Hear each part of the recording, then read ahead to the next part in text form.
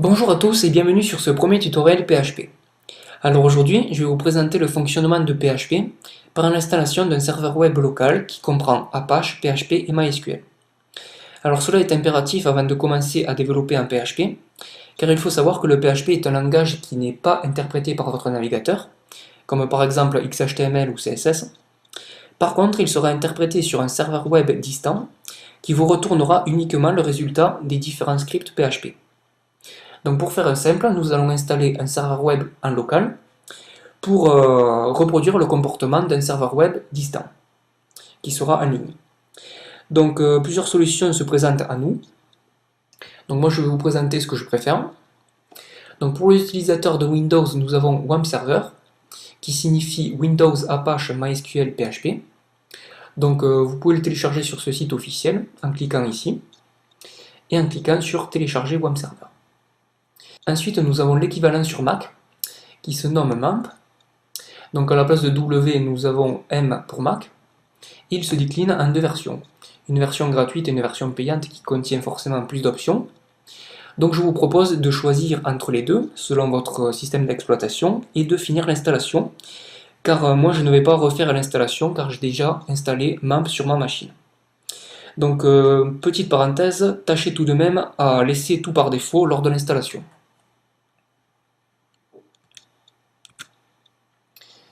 Voilà, donc là on va faire comme si je venais à l'instant d'installer MAMP.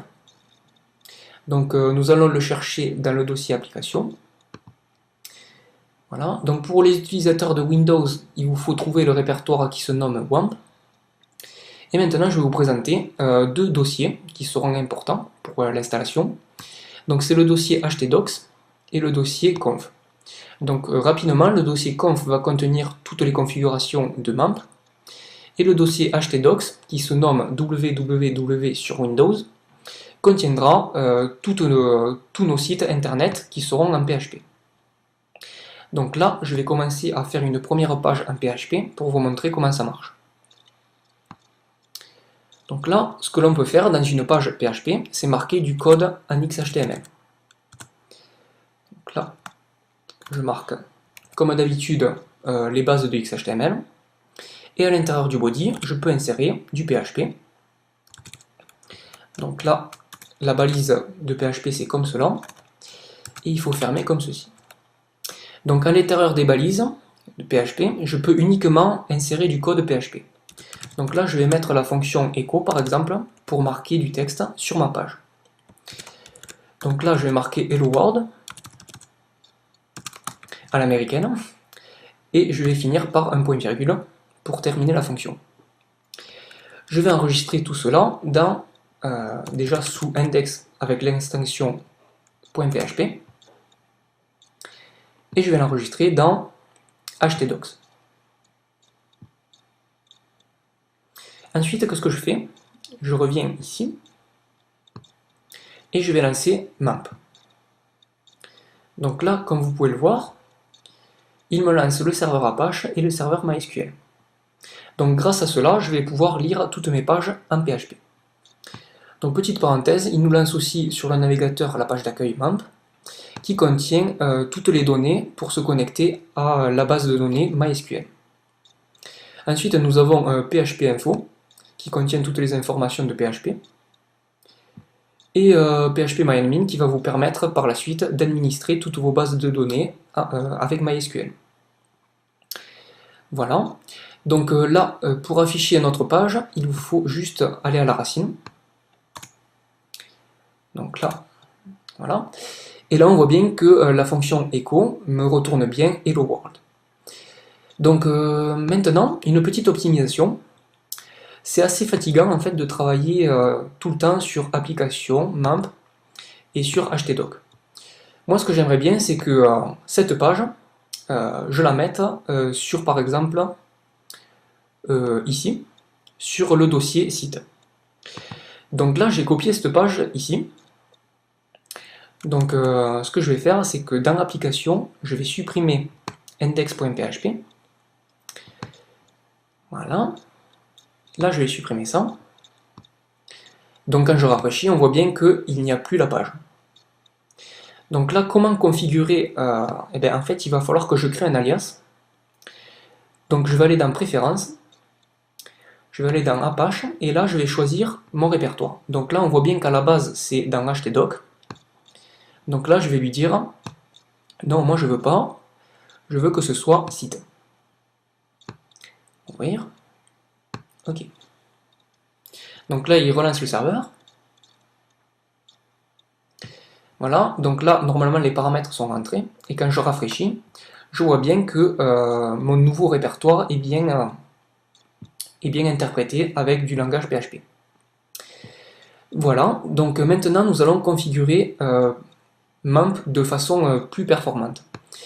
Donc là nous allons aller dans le dossier conf, et nous allons aller dans ce dossier pour configurer php.ini. Donc vous pouvez le configurer avec un éditeur de texte. Moi je vais le faire par terminal. Donc petit clin d'œil aux utilisateurs Linux, c'est les mêmes commandes. Donc là je vais faire cd application. Donc en fait je vais essayer de retrouver le fichier php.ini. Donc là c'était map.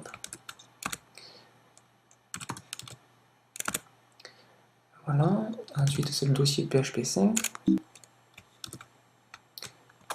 Voilà, donc là je me situe bien dans le dossier. Je vais l'ouvrir avec Nano. Voilà, et grâce à ça, je vais pouvoir modifier le contenu du fichier php.ini. Donc là, petite parenthèse, vous pouvez voir, pour ceux qui ne connaissent pas, le terminal Mac, vous pouvez voir qu'il y a cette petite fonction qui permet de localiser une chaîne de caractères. Donc je vais faire CTRL-W pour chercher une fonction que je veux modifier, qui n'est pas activée de base sur... on va le voir ici. Donc en fait, ce que je cherche à modifier, c'est... voilà, dans PHP Info, j'aimerais modifier Display Error, mettre la valeur à On. En fait, ça va nous permettre de montrer les erreurs PHP lors du développement web. Et aussi, j'aimerais mettre à On une deuxième fonction que je vais essayer de trouver. Oui. Donc c'est un peu chiant parce qu'il y a beaucoup de trucs. Voilà, c'est ça. Magic Code GPC. Donc là, vous voyez bien, par défaut, elle est à off. Donc c'est une fonction qui va nous permettre de mettre des anti-slash quand on enregistre sur les bases de données. Donc juste avant les apostrophes et les guillemets. Donc là, on va voir par la suite que c'est intéressant pour sécuriser toutes nos bases de données. Donc nous allons chercher ces deux fonctions. Donc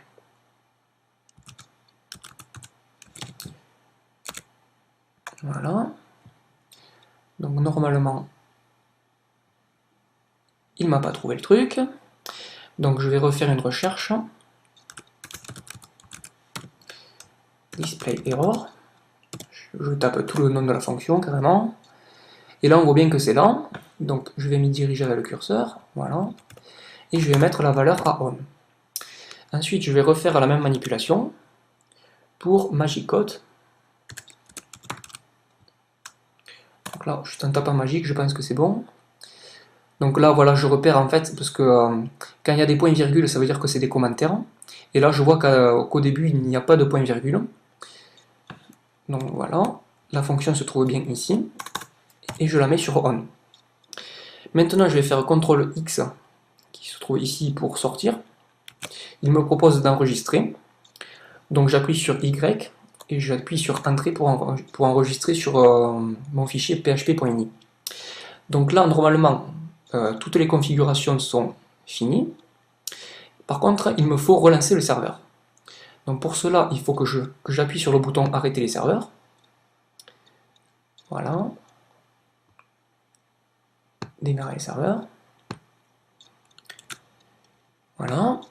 Et là, normalement, si je rafraîchis la page,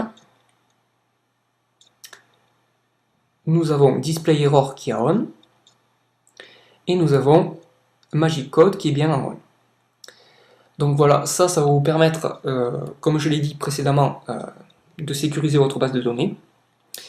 Et grâce à cela, en fait, j'ai fait ce tutoriel pour par la suite que vous compreniez comment développer en PHP et que vous arriviez à tester tous mes scripts et vous entraîner facilement sur un logiciel qui est bien facile. Voilà, merci et n'hésitez pas à laisser des commentaires si vous n'avez pas compris certains points.